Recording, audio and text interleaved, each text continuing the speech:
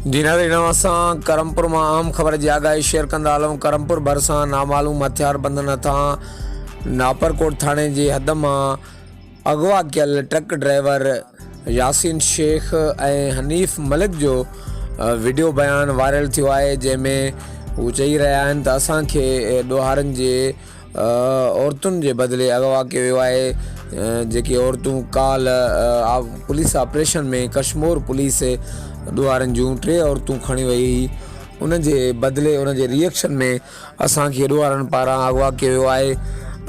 अगवा थियल truck driver ऐं क्लीनर आहे DIG लाड़काणो ऐं ॿियनि वसवारनि खां अपील कई आहे त पुलिस पारां ॾोहारनि जूं गिरफ़्तार कयल औरतूं जेके आहिनि उहे रिहा कयूं वञनि ऐं असांखे जेको आहे त बाज़ियाब करायो वञे। जी नाज़रीन, असां आम ख़बर जी आगाही शेयर कंदा हलूं।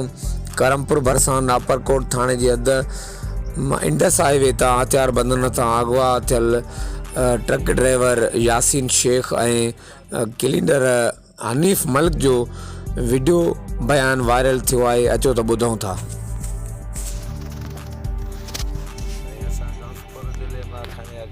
कल के मां खंजी आयो अमजद साहब के जा घर सारिया आहिनि, ॿार खणी विया आहिनि, जा माल डोर क़ुरान शरीफ़ शहीद थिया आहिनि। इहो मुतालबो बि नथो करे अमजद साहब त बाबा खणी छा में विया आहियूं, छा में खणियो। असां हाणे उतां अगवा थी आया आहियूं, असांखे महिरबानी करे असांखे बाज़ियाब करायो वञे, उनजा ॿार छॾिया वञनि।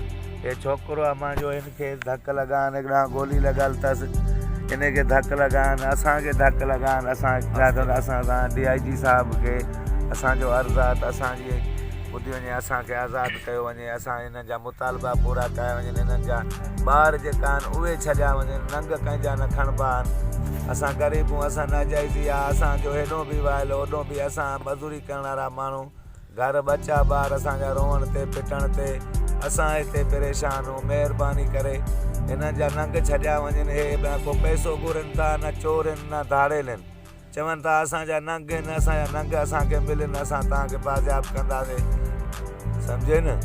त उन खां पोइ असां क़ुरान खणूं, असां ॿेड़ियूं कयूं, क़ुरान कयूं, ख़ुदा करणु असां सां महिरबानी कयो, असांखे आज़ादु करायो। हिननि जा ॿार नंग छॾियो, असांखे हिन मां छॾायो, असांजा नंढड़ा बच्चा परेशान आहिनि, हुते रोअण पिटण आहे, ख़ुदा करणु असां तव्हांजे। मोहम्मद हनीफ़ मलिक हरदी रायशी साईं कासम अली शाह जे लॻ ॻोठ वेठल आहियां, सुबह फैज़ लड़े जो आहियां। मां सॼी ॾींहुं मज़दूरी करण वारो, बेल्टियो हणण वारो। फ़िलहाल मां ज़ख़्मी आहियां, असां करमपुर बेगारी तो अगवा थियल आहियूं। मूंखे गोली बि लॻल आहे बाह में, ज़ख़्मी थियल आहियां। हिन वक़्तु मां वेठो आहियां, असांखे हिते गोरी बि न मिली आहे। चवनि था जीअं असां औरतूं खॼी वियूं, नाजाइज़ी थियल आहे, पुलिस क़ुरान शरीफ़ में साड़े वई आहे, घर ड्राहे वई आहे।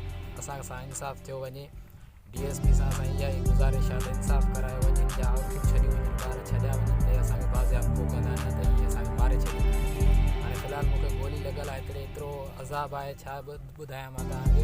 एतिरे गोरी बि का मूंखे न मिली आहे हिन वक़्तु ताईं। मां सॼो ॾींहुं ग़रीब माण्हू, मज़दूरी करण वारो, बेल्टियो हणण वारो, असां काॾे वेंदासीं?